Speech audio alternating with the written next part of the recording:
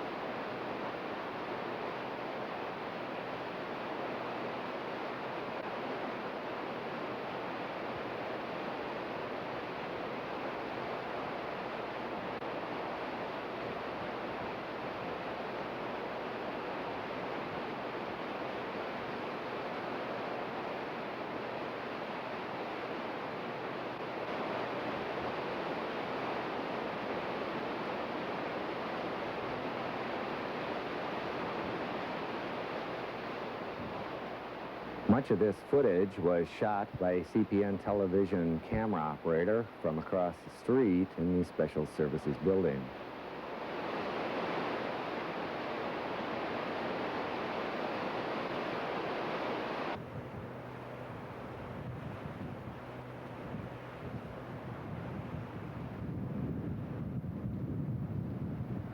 The fire department, police, and rescue teams were on duty throughout the storm, lending assistance to residents and others who needed to be evacuated from unsafe housing or quarters threatened by flying debris or falling trees. Many residents took shelter in the high school multipurpose room and the CRC gymnasium. Immediately following the passing of the storm, cleanup crews set out to clear the runway of debris and boulders thrown upon it by the high surf. Crews also started clearing the main streets so passage was accessible by emergency vehicles. Damage assessment was limited at this time by weather and darkness.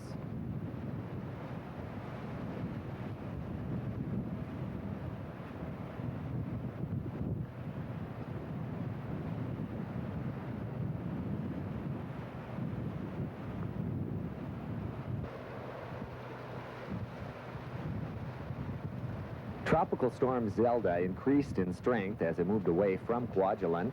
The storm was ultimately upgraded to typhoon status at midnight Friday, but thankfully was well west of the atoll by then.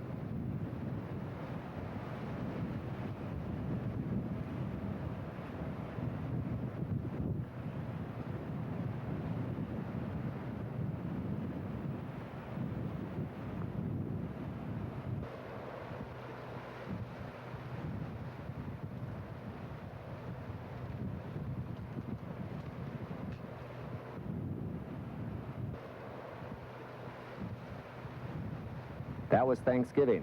Then came the morning after, where the extent of the damage was evident to all on the island. This piece of sheet metal embedded into the side of a palm tree represents how strong Zelda's winds were.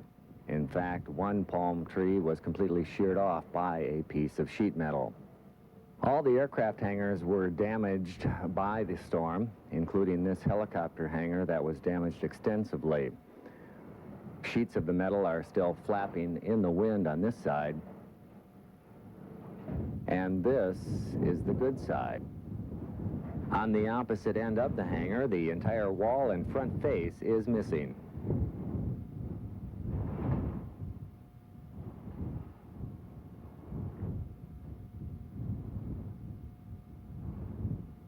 As mentioned earlier, all of the aircraft hangars received some damage. This other helicopter hangar was punctured by a piece of steel in the upper corner roof area. On the other side, a piece of the roof itself was torn off. This is a close-up shot of the big fixed-wing hangar with a section of the roof missing. You saw this tearing away in the opening storm footage. Many of the buildings on the island received severe structural damage, including 2 of the 3 electrical power plants. In fact, during the storm, power had to be reduced to some areas of the island to stabilize electrical production and maintain some semblance of safe operating procedures, a difficult task in a storm like Zelda.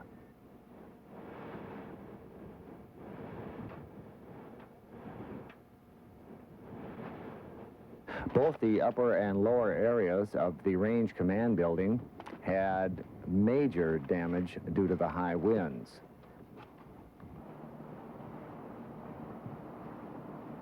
Many warehouses around the island also had damage, like this damage to the warehouse that was previously occupied by the Hubbard contractor. Parts of the front and the roof have been torn off.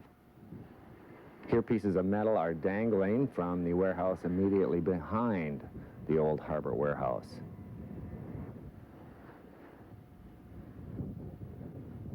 Warehouse 714 had structural damage as well, including the left side, which is not visible on this tape. You can also see a lot of damage to the DOE warehouse.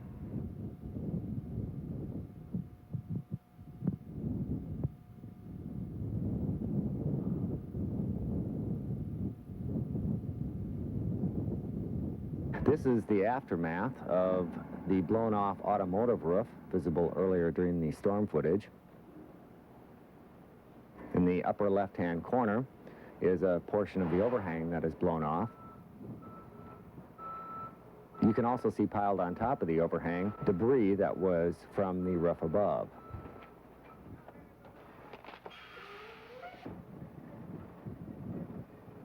Four of the bachelor quarter buildings were wind damaged and had extensive roof debris thrown all about, like this footage in front of the Palm BQ.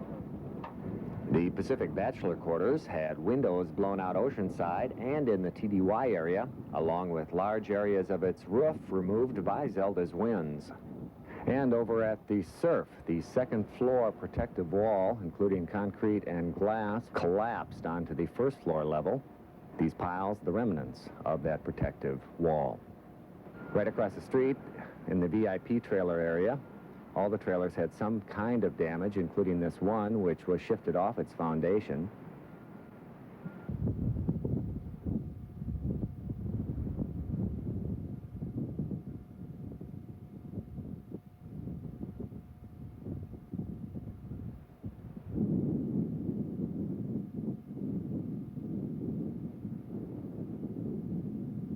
Other trailers in the housing area received extensive tree damage, the huge trees falling on their roofs, as in this shot.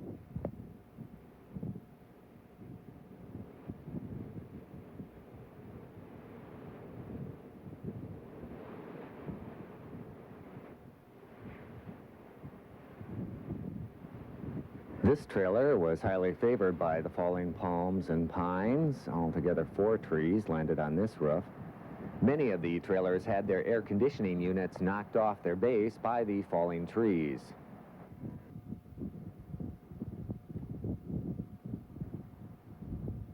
Some trailers suffered tree damage, some trailers suffered from wind damage, and this is the result from both forces.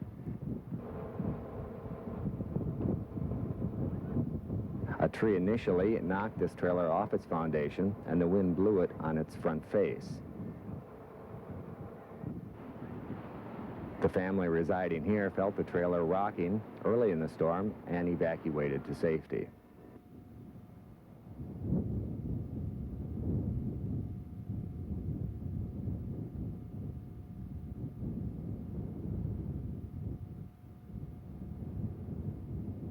Tree damage was extensive all over the island. Pine Street was hit really hard, although other streets like Poinsettia also had trees falling on roofs, tearing away gutters and cracking away sections of the concrete overhangs.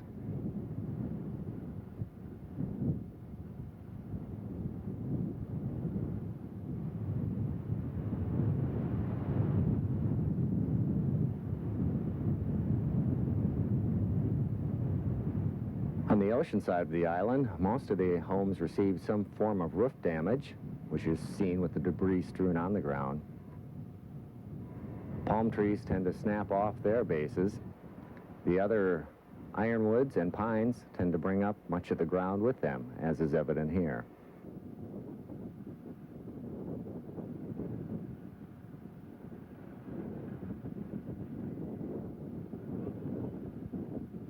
Ocean Road, near the Colonel's residence, this home received extensive roof damage, portions of its overhang collapsing.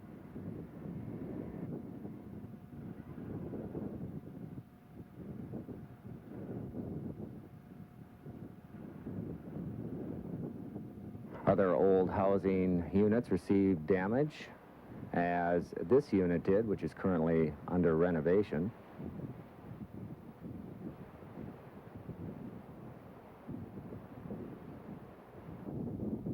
Heavy equipment was necessary to remove a lot of the fallen trees, such as this one across Pine Street.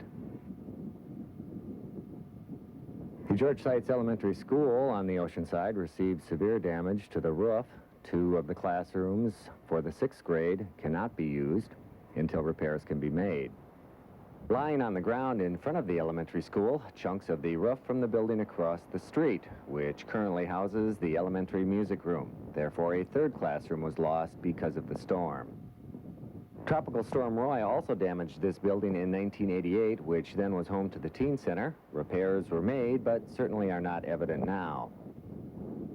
Just north of the elementary music room, the family pool received damage to the protective metal overhang, which is now mostly a skeleton of its former appearance and function. In the rear, there was also fence damage. Much of the fence at the adult pool also was blown away. Across the street from the adult pool, the Dally tennis courts no longer are protected by a fence. Moving to some of the retail facilities, Macy's Porch, which had roof damage from the previous storm, also suffered some major damage to the metal overhang during this storm.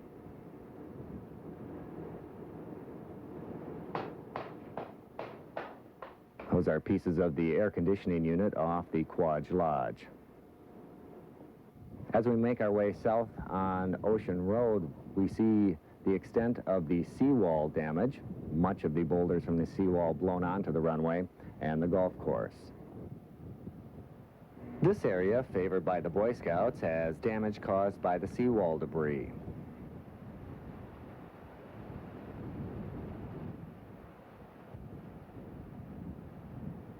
Looking over to the country club area, we see 1/2 of the roof was torn off by the high winds, thrown onto the course along with the other seawall debris.